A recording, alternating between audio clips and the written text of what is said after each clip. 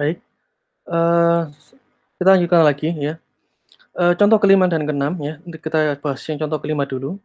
Nah ini, agak kompleks sedikit ya, bagaimana, kita mengubah, sebuah bilangan desimal itu diubah menjadi bilangan biner, oktal, dan heksadesimal ya. Ini mungkin baru untuk adik-adik ya. Jadi kalau sekilas sedikit, kita tidak akan pernah lepas dengan yang namanya bilangan biner ya. Jadi kalau komputer itu diajarkan dulunya mungkin diketahui ya, kan komputer itu disusun sebenarnya itu dari angka 0101 sebenarnya tadi ya. Sehingga dia diproses demikian rupa, dikonversi sehingga menjadi bisa diinstruksikan ya sesuai dengan apa yang kita inginkan. Ketika kita ingin mengklik sesuatu file, dia memberikan perintah. Ketika kita mengedit file ya atau mendelete dan sebagainya, itu adalah sebenarnya operasi-operasi yang berdasarkan bilangan biner ya, sebenarnya seperti itu di belakangnya. Nah nah ini, kita contohkan di sini bagaimana mengubah sebuah bilangan desimal ke dalam, format atau tipe data yang lain. Atau sebaliknya bisa dari biner ke desimal, oktal ke desimal, heksadesimal ke desimal itu juga bisa. Nah, ini sebagai contoh, adalah bilangan konversi dari bilangan desimal ke biner, oktal dan heksadesimal. Oke, sebelumnya, kita buat dulu ya, function name-nya kita punya, 2 di sini yaitu parameter satu dan parameter 2 ya. Nanti parameter satu itu adalah angkanya, parameter kedua itu basisnya ya. Jadi misal 30 basis 2. Itu kalau di biner itu menjadi seperti ini, 1111110. Kalau di oktal menjadi 36. Kalau ada di heksadesimal menjadi I dengan E gitu ya, ada hurufnya, ada karakternya di situ. Nah, ini adalah proses konversi ya, dan juga, sering dipakai untuk hashing atau untuk keamanan ya, biasanya kalau kita di sebuah sistem itu, password kita kan tidak mungkin ya ditampilkan kepada admin ya. Nah ini biasanya di-hashing, di-hash. Nah ini bisa juga menggunakan metode seperti ini ya. Nah, kembali lagi, jadi, yang kita butuhkan adalah convert string-nya. Kalau di heksadesimal ini kita butuh yang namanya angka 0 hingga F ya. Kalau dihitung ini ada 16. Jadi kalau biner ini basis 2, oktal basis 8, heksadesimal basis 16 ya. Ini decimal to hexadec. Lalu, buat if condition jika n-nya kurang dari base, maka di-return ke sini, dikembalikan lagi. Jadi kalau misal ya, eee wajibnya kan, N itu lebih besar dari base. Nah, kalau nanti logikanya 30 itu lebih besar dari 2. Nah, kalau ketemu nanti 30 itu kurang dari 2, ya, base-nya lebih besar basisnya daripada maaf ya, ini misal 1, lebih besar basisnya daripada angkanya ya, maka akan dikembalikan ke sini. Maka ketika di-convert string 2, kita dapat angka 1 sesuai dengan nilai inputan yang diinputkan oleh user sebelumnya. Ya, jadi misal di sini n-nya 3, basisnya 4. Nah, berarti kan dikembalikan lagi, basis keempat berdasarkan convert string di sini berapa? 0, 1, 2, 3, ya. 4, 0, 1, 2, 3, 4, ya di sini. 0, 1, entar, 0, 1, 2, 3, ya. Berarti kan di sini ya, indeks keempat, ya. Maka akan dikembalikan lagi, ya. Maka harus, disesuaikan, ya. Lalu, kondisi lainnya jika nanti n-nya itu lebih besar dari B, ya, maka diproses ke, konversi, ya. Function name n nanti dibagi dengan base, convert string n dimodulus dengan base untuk bisa mendapatkan value seperti ini, ya. Oke. Nah, tapi ingat ya nanti n kalau ada sintaks seperti ini, base artinya, eee bilangan desimal yang nanti misal ya, jadi float itu dikembalikan menjadi desimal lagi. Jadi kalau saya punya 3/2 itu kan 1,5. Maka karena taggernya 2, maaf bukan tagger, slash-nya ada 2, itu akan difikskan menjadi 1, bukan 1,5. Jadi tanpa koma, ya, tanpa koma. Oke, seperti itu. Nah, eee, lalu jangan lupa modulus ya, 3 di modulus 2, ingat ya sisanya berapa? 2 bagi 3, 2, 1, sisa 1, maka 3 modulus 2 itu 1. Nah, ini harus diingat. Lalu nanti disediakan variabel inputan ya, dan juga nanti tinggal dipanggil fungsinya, ya. Jadi kembali lagi ya, harus diingat apa yang sudah saya jelaskan tadi di sini. Jadi kalau nanti n-nya itu kurang dari base, ya, kalau nanti ternyata, eee, n kurang dari base ya, 3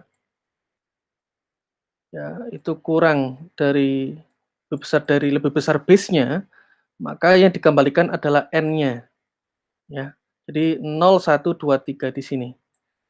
Ya, sesuai dengan n-nya dikembalikan. Oh, ternyata dia memasukkan base-nya lebih besar, maka yang ditampilkan adalah nilai itu sendiri, gitu. Sehingga jangkauan dari angka 0 sampai 9 dari inputan user itu akan kembali lagi ke hasilnya, karena dia kurang dari lebih besar base-nya daripada inputan n-nya, gitu, daripada angkanya, ya. Oke, kita lihat ini satu persatu ya. Desimal to biner, ya. Angka 30 basis 2, ya. Eee Jadi kalau dilihat ya, angka 30 itu lebih besar daripada n, maka dia tidak masuk kriteria di sini. Ya, kecuali dua lebih besar kurang dari 30, maka masuk ke proses ini. Karena 30 itu lebih besar dari base, maka dia masuk di sini. Oke, kita lihat formulanya toString n dibagi base dijumlahkan dengan convert string n dimodulus base.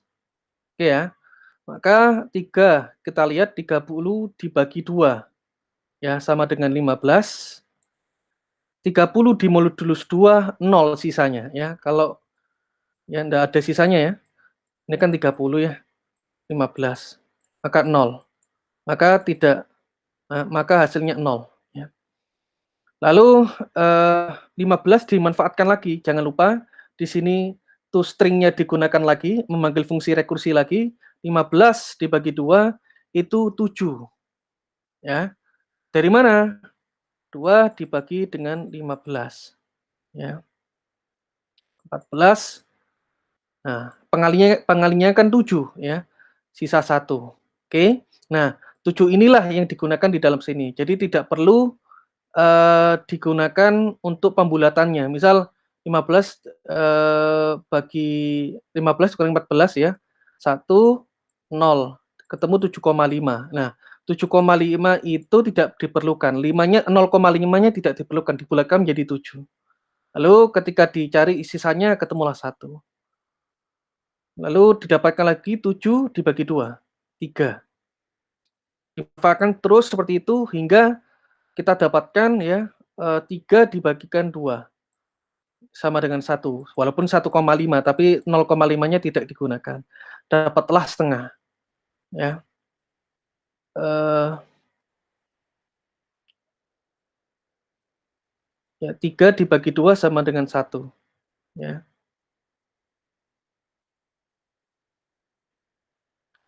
Maka, 1 dibagi 2 ya, jangan lupa 1 dibagi dengan base-nya lagi bagi 2 sama dengan 0,5 atau 0 gitu ya, atau 0. Nah, dari sini kita lihat ya, yang diperhitungkan di sini adalah sisa baginya yang bisa digunakan untuk mengkonversi dari desimal ke biner. Maka hati-hati ya, 1 dimodulus 2 itu 1. Nanti saya minta adik-adik untuk bisa membuktikan ya, kenapa kok 1 itu dibagi 2 sama dengan 1. Kalau 2 dibagi kalau, 2 dibagi 1 kan jelas 2 ya, 2. Nah, kalau 2 dibagi 1 kan harusnya kan 0,5, sisanya kan 0 ya. Nah, kenapa kok menjadi 1? Nah, nanti kalian buktikan ya. Nah, intinya, kita dapatkan di sini desimal to binarnya kita dapat kode baru 1, 1, 1, 1, 0. Maka konversi dari 30 basis 2 dari desimal itu menjadi binar adalah 1, 1, 1, 1, 0. Berikutnya desimal to oktal ya. Karena oktal pembaginya bukan 2 tapi 8. Kalau tadi 2 ya, ini 8 ya. Maka seperti tadi ya, 30 dibagi 8 kita dapat 3. Dari mana? Ya, 8 dibagi 30 kita dapatkan 24, pengalinya adalah 3, sisa 6. Oke, pengalinya 3 taruh di sini, sisa 6 taruh di sini. Di rekursi subrutin berikutnya 3 dibagi 8, ketemu 0,375, tapi 3 dimodulus 8 itu ketemu 3. Ya. Ini adik-adik harus paham nanti ya, bagaimana membuktikan 3 itu dimodulus 8 hasilnya kok 3, sisanya kok 3, ya.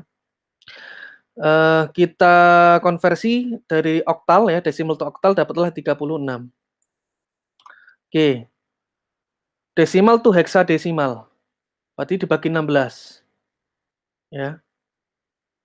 Jadi 16 dibagi 30. Ya. Kalau saya kalikan 2, 32 tidak cukup maka 16. Di sini 1, sisanya adalah 14. 1 diletakkan di sini, 14 diletakkan di sini sebagai sisa baginya. Nah, kita lihat di sini, konversi dari 14 itu berapa? Nah, kita lihat 0, 1, 2, 3, 4, 5, 6, 7, 8, 9, 14 ya. 10, 11, 12, 13, 14. 14 ini adalah huruf E. Maka konversi dari desimal to heksadesimal itu E. Ya. Lalu 1 dibagi 16 ketemunya 0,0625.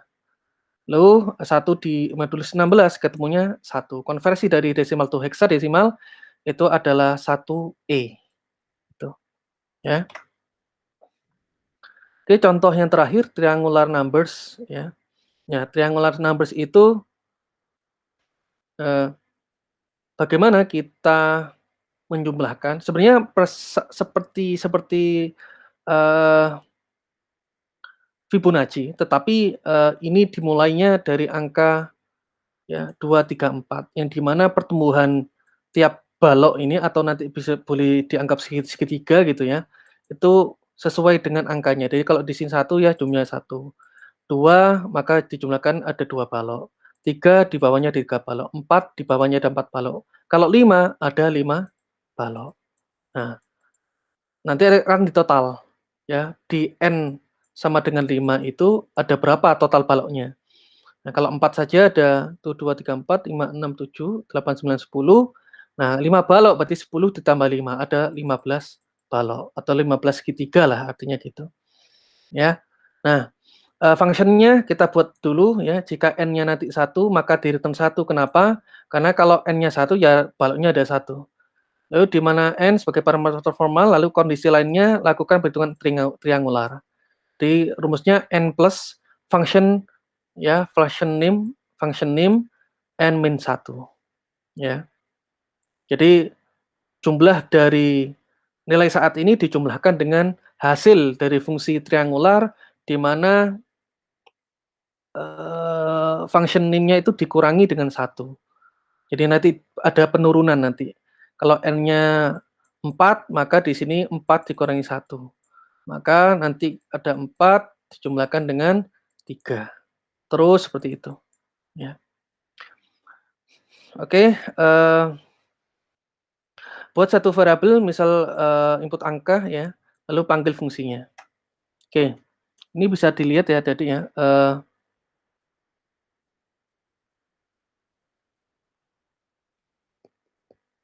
oke, subrutin triangular misal kita masukkan 4 ya. 4 itu tidak sama dengan 1 maka tidak di-return 1, tetapi 4 dimasuk proses di sini triangular N-1 ya, 4 plus triangular numbers 4 min 1 sama dengan 3. 4 disimpan, 3 juga disimpan di return berikutnya, di subrutin berikutnya. Lalu 3 ya, dikurangi dengan 1, 2, maka 4 tambah 3 tambah 2 ya. Lalu 2 dikurangi 1. Di subrutin berikutnya 4 tambah 3 tambah 2 tambah 1 lagi, maka maaf ini totalnya 4 tambah 3 7, 7 tambah 2 9, 9 tambah 1 10 ya, seperti itu. Ketika dikurangi lagi n-nya 1 - 1, maka 0 hasilnya. Ketika 0, maka dikembalikan returnnya 1, maka dia akan berhenti. Ya, totalnya adalah 10. Seperti itu. Oke, nanti akan kita bahas ya, eksperimen mandirinya seperti apa.